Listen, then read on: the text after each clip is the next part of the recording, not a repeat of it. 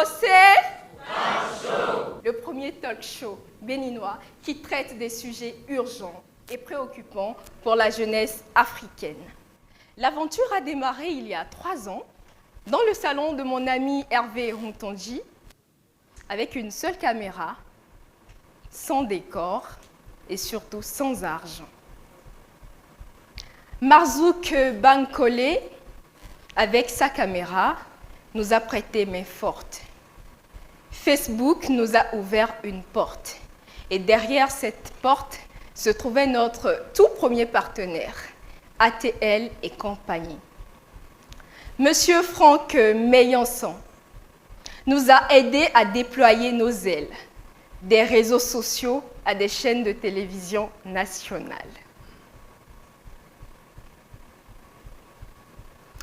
Aujourd'hui, mon équipe et moi sommes extrêmement heureuses et fières de vous accueillir à ce best-of de OC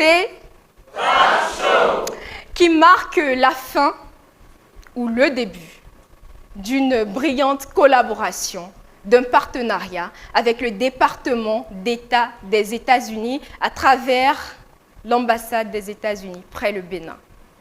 Veuillez m'aider à accueillir avec un standing ovation, s'il vous plaît, celle qu'on appelle la Public Affairs Officer de l'ambassade des États-Unis près le Bénin, Madame Catherine Ntioma. On se lève et on applaudit.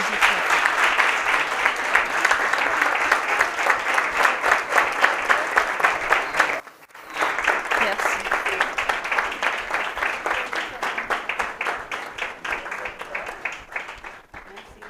Madame Nadia Précieuse, Mesdames et Messieurs, les membres de Open Consciousness, chers amis, jeunes, distingués invités, Mesdames et Messieurs, mes fonga, Jiha.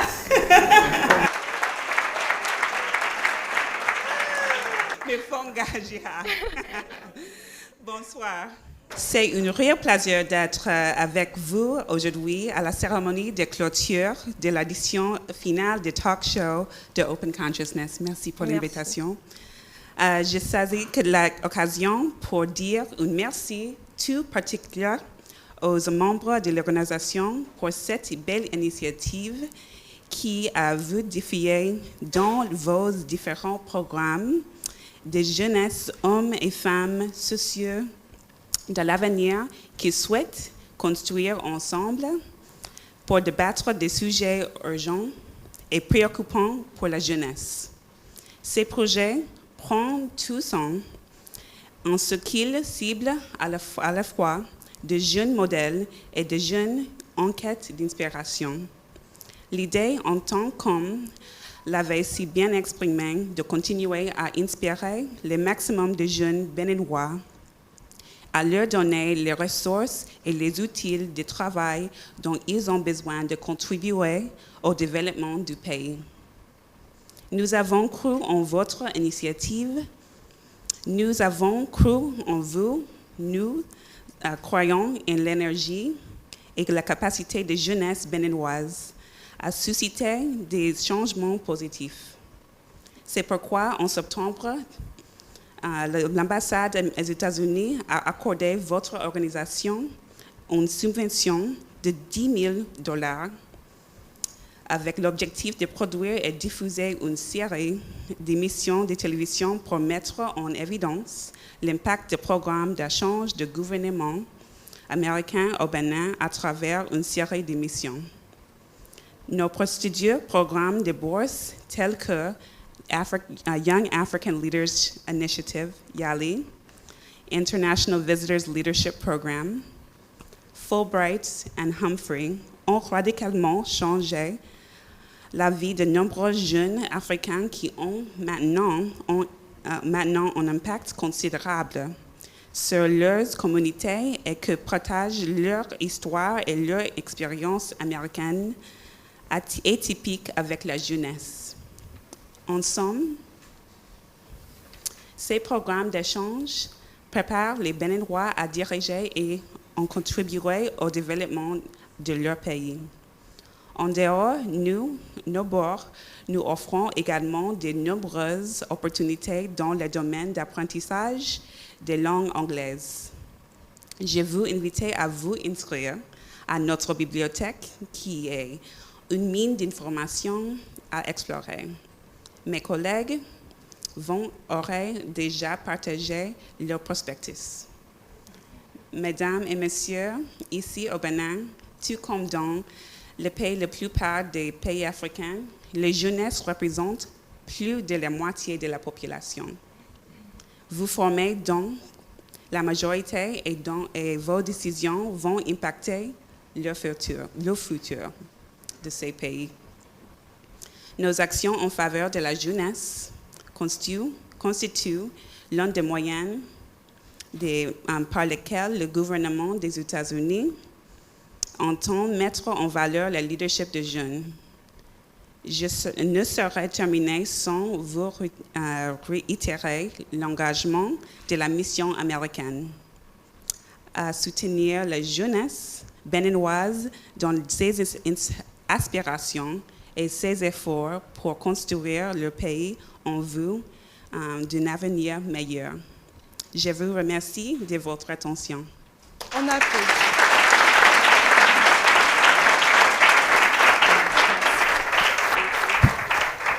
Nous allons commencer par le plus vieux. Alors, Olatunji. Oui, précis. Tu te souviens de notre première fois?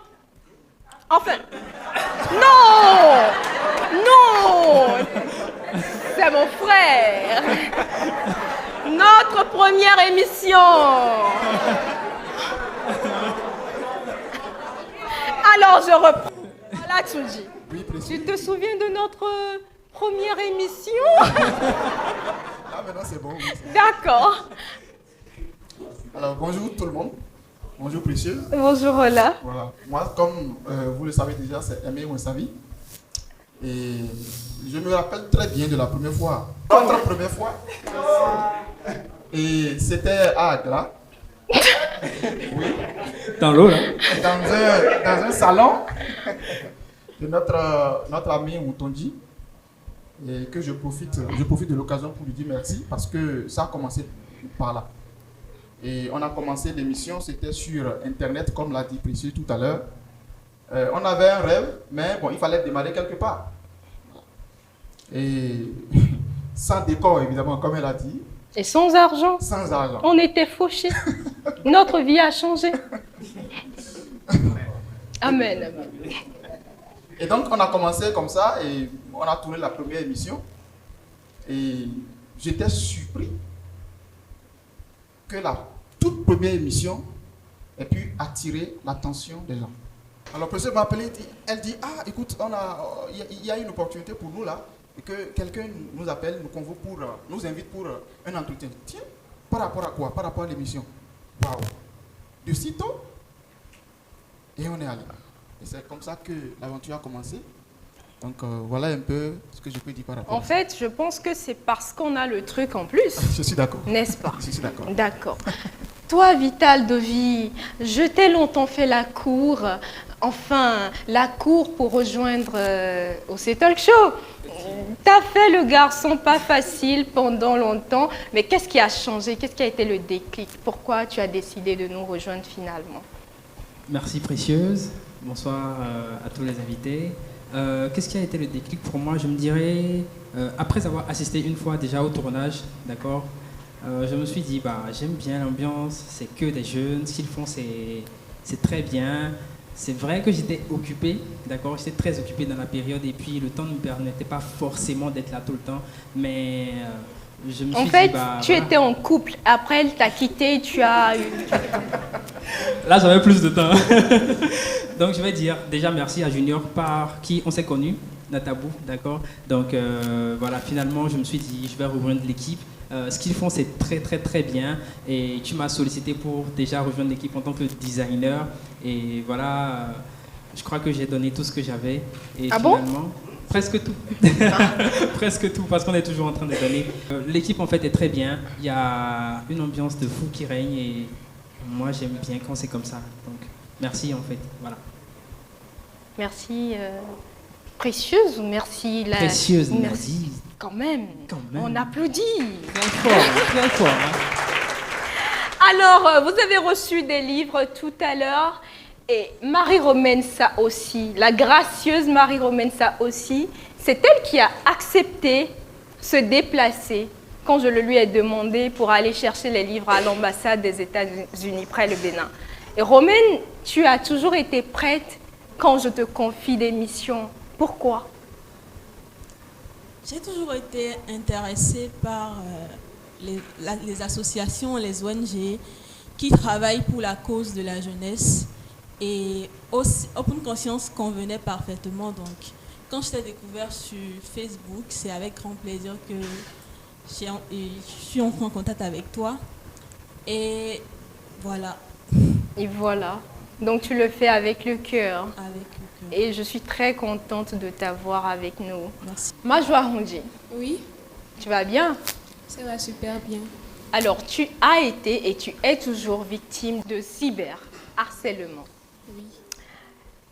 Les gens te critiquent simplement parce que tu as une petite poitrine. Est-ce que c'est normal? Non. Est-ce que c'est normal? Non. Vous êtes méchants, hein, les gens de Facebook. On doit être méchant, on doit vous arrêter aussi. On est d'accord.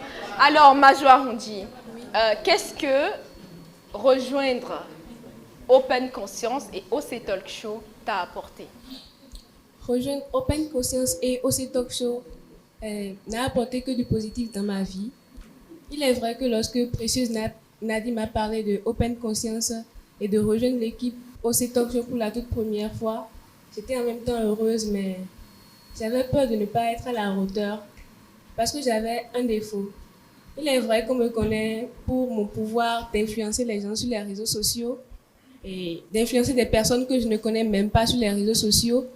Mais lorsque je me retrouve devant plusieurs personnes en face de moi, il est difficile pour moi de parler avec eux. Je peux bégayer facilement et je peux être facilement intimidée par ceux qui se présentent à moi. Mais lorsque j'ai vu que Précieuse Nadi m'a demandé de rejoindre Open Conscience, j'ai vu que j'ai un truc en plus parce qu'elle a trouvé un truc en plus en moi.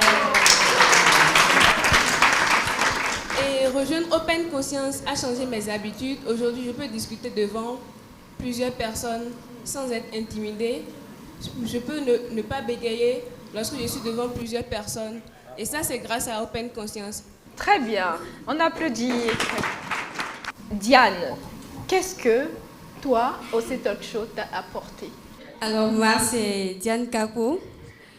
D'abord, je tiens à remercier Précieuse pour cette opportunité. Avant de commencer, je dirais que rejoindre Open Conscience a été comme un miracle pour moi. Ça a été comme un signe. J'étais dans un moment où je n'allais pas du tout bien. Je doutais de tout. Je remettais en question mes rêves. Je me disais que je rêve un peu trop, que jamais je ne pourrais être animatrice ou encore réalisatrice, que tout ce que je fais n'aboutira jamais. Mais est venu le jour tant attendu, c'était un lundi, j'étais sur un plateau de tournage. Et un ami à moi qui n'est pas ici a vu l'appel à stage de Précieuse Nadi sur Facebook. Il a dit, Diane, tiens, c'est toi tu veux être une grande animatrice télé, bah postule. Il est revenu encore le lendemain avec le même sujet. Il a pris mon téléphone et il a dit, ok Diane, lance-toi. Cela m'a donné l'engouement pour écrire le commentaire sous son post. Et quelques mois plus tard, je reçois le fameux message qui me dit, Diane, tu es présélectionnée pour être talker sur OC Talk Show. Quand j'ai vu ce message, en fait, je n'ai pas les mots pour décrire l'émotion, ce que j'ai ressenti à l'instant T. Et j'apprends beaucoup de Précieuse Nadi. Espérancia, elle a rejoint l'équipe à 17 ans. Aujourd'hui, elle en a 18. Qu'est-ce que cette expérience représente pour toi, Espérancia? Cette expérience est pour moi un déclic qui m'a réveillée, qui m'a permis de me rendre compte de mes potentialités. Et depuis que cette aventure a commencé, j'ai l'impression de vivre le plus le plus beau conte de fées en fait. Et ça, c'est sincère.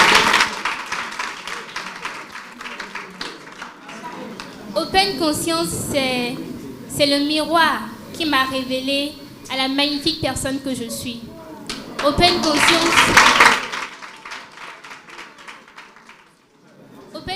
c'est la lumière qui est venue dissiper l'ombre de mes doutes. Open Conscience, c'est cette expérience qui m'a tout simplement rendue consciente de ma valeur. Et je ne le dis pas pour faire de la poésie, je ne le dis pas pour jeter des fleurs, pour charmer, mais parce que c'est sincère et c'est vrai. Et c'est avec toute la fierté du monde que je le réitère sur ce plateau.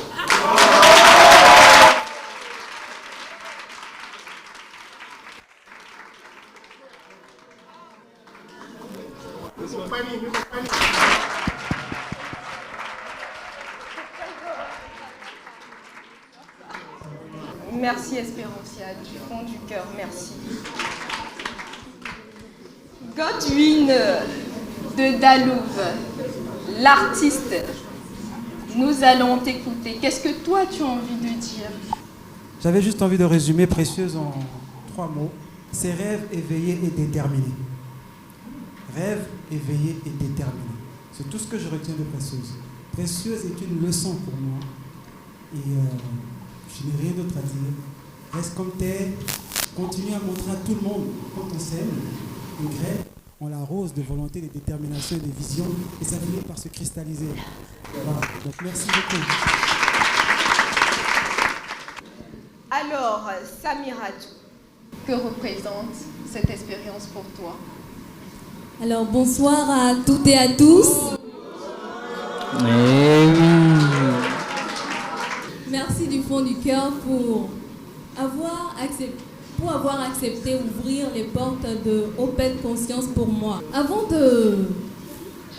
d'entrer dans le fond de la question, je voudrais s'il vous plaît vous demander d'ovationner très fort pour Précieuse Nadie.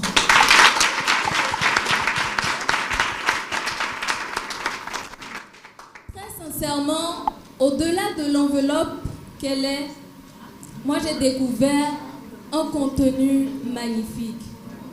Sincèrement. Je l'ai découvert sur les réseaux sociaux, Facebook. Et je ne suis pas quelqu'un qui suit tout le monde sur les réseaux sociaux comme ça. Mais si je lis un contenu, ça veut dire que ça m'a vraiment marqué.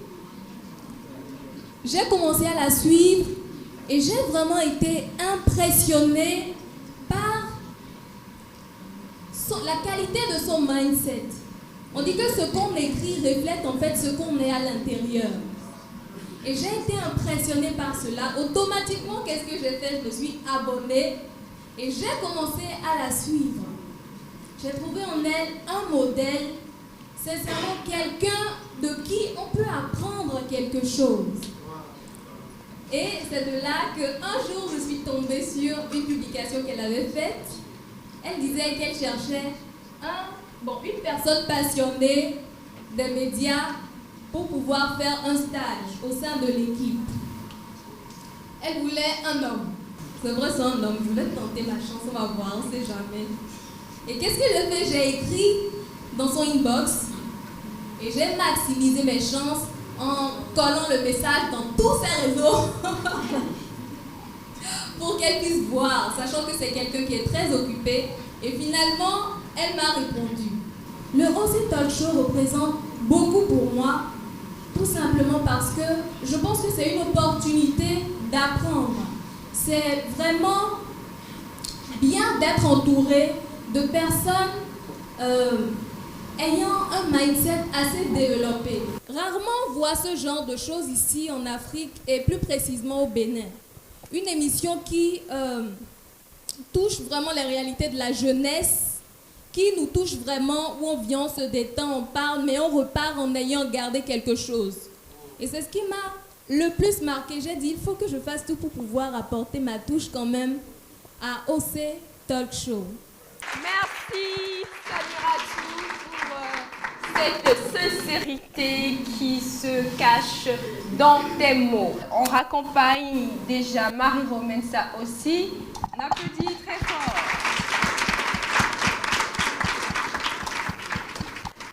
On raccompagne Majwa Hundi.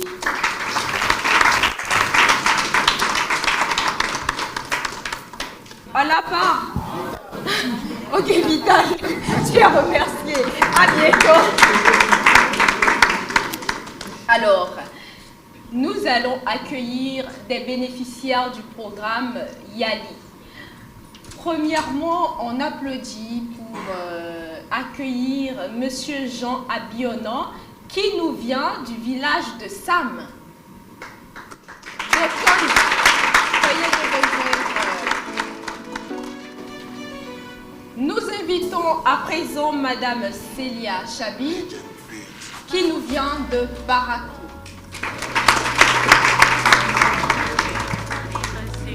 Et en dernière position, Monsieur Romaric Mouftao, le chargé des programmes de l'ambassade des États-Unis près le pays.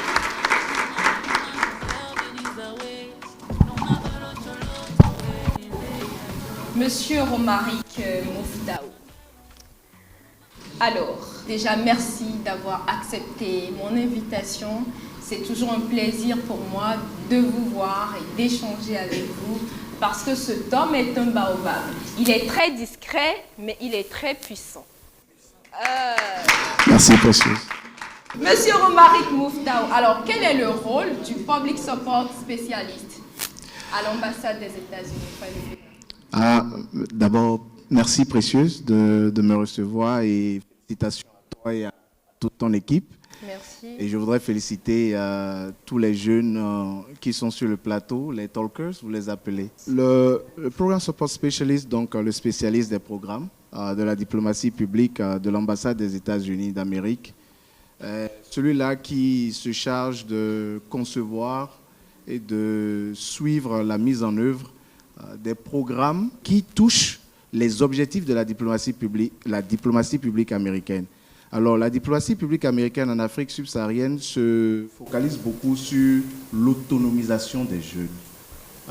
Partout où vous passez en Afrique subsaharienne, vous allez voir que plus de 60% de la population est jeune.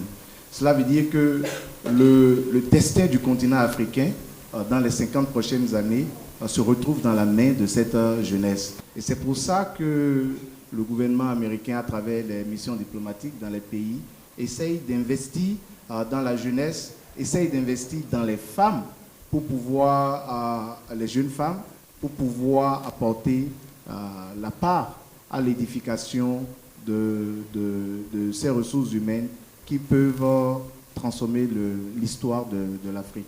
Et donc nous, au niveau de la direction des programmes, nous concevons des programmes de formation, nous concevons des programmes, nous essayons de donner des subventions à des membres de la communauté qui ont des idées innovantes.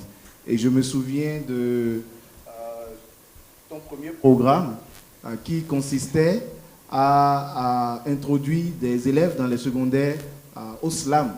Alors quand quelqu'un regarde de manière superficielle, on dira c'est juste un programme de slam, mais c'est se tromper parce que enseigner aux enfants, aux jeunes élèves, a dit ce qu'ils ou elles pensent par le biais du slam, c'est promouvoir la liberté d'expression. Vous savez, vous empêchez quelqu'un de parler et cette personne chante. Cette personne dit ce qu'il ou elle pense à travers la chanson. Et voilà, donc en soutenant votre idée il y a quelques années, c'était la promotion donc, de la liberté d'expression au niveau de la démocratie béninoise. Mais c'était également donner la possibilité à la jeunesse béninoise de s'investir dans des activités positives au lieu de se retrouver peut-être oisif et devenant facilement cible pour des recruteurs de personnes qui ont d'autres objectifs mauvais en tête. Absolument. Alors, Monsieur Romaric Mouftao, pourquoi les programmes IVLP, Young African Leaders Initiative et le Mandela Washington Fellowship ont-ils été conçus? Ces programmes que vous venez de citer sont des programmes que nous appelons les programmes d'échange du gouvernement américain et destinés, quand on prend le programme International Visitor Leadership Program, le Bénin n'est pas un grand pays en Afrique en termes de population, Donc nous avons un petit quota. Près de 10 personnes sont sélectionnées chaque année pour aller aux États-Unis pendant 3 semaines, voir ce que les Américains font dans leur domaine. Et ils ne vont pas seuls, ces personnes vont dans des groupes avec d'autres Africains qui font la même chose. Donc il y a un réseautage qui se crée entre Africains et également un transfert de connaissances et des fois de technologies avec les Américains. Et ça, c'est le programme IVLP. Et c'est un programme où nous qui travaillons à l'ambassade, nous regardons lors de nos interactions avec le public béninois, nous voyons des personnes qui ont du talent, qui sont prometteurs. Nous les nommons et nous envoyons à Washington qui fait également. C'est une compétition entre les ambassades. Et lorsque c'est retenu, ces personnes vont. Le Young African Leaders Initiative, c'est l'un des plus prestigieux programmes offerts par le gouvernement américain. Le gouvernement américain dépense pratiquement $70 000 par jeune. Et il y a quelques années, c'était 1000 jeunes qui voyageaient chaque année. Maintenant, c'est revenu à 750. Le Bénin envoie 11 ou 12 jeunes chaque année aux États-Unis. Et ce sont des jeunes qui sont sélectionnés pour aller faire des cours intensifs dans des universités américaines dans 3 domaines. Soit l'administration publique, soit le leadership entrepreneurial, ou soit le leadership civique, l'engagement civique. Et d'ailleurs, je suis très ravi de voir que sur ce plateau, il y a Précieuse, j'ai vu Inès, qui sont tous allés aux États-Unis pour participer au programme YALI. Et comme le gouvernement américain n'arrivait pas à envoyer tous les jeunes qui postulaient aux États-Unis, le gouvernement a décidé de créer le même programme sur le continent africain dans des zones géographiques de l'Afrique. Donc nous avons l'Afrique francophone, luxophone et anglophone. C'est vous dire que c'est un programme qui touche la jeunesse dans tout le pays. Et une des particularités du programme YALI est qu'aucune mission diplomatique américaine ne peut envoyer sa liste finale tant que la liste ne respecte pas un équilibre en genre et un équilibre en zone géographique. Il faudrait choisir des jeunes qui se trouvent dans des zones rurales et dans des zones urbaines, les femmes et les hommes, et bien sûr l'équilibre au niveau des différents programmes que j'ai cités. Ces programmes, de manière générale, visent à créer la compréhension mutuelle entre les deux peuples, le peuple américain et le peuple béninois. Et pour beaucoup d'Américains, c'était leur première fois d'entendre parler du Bénin.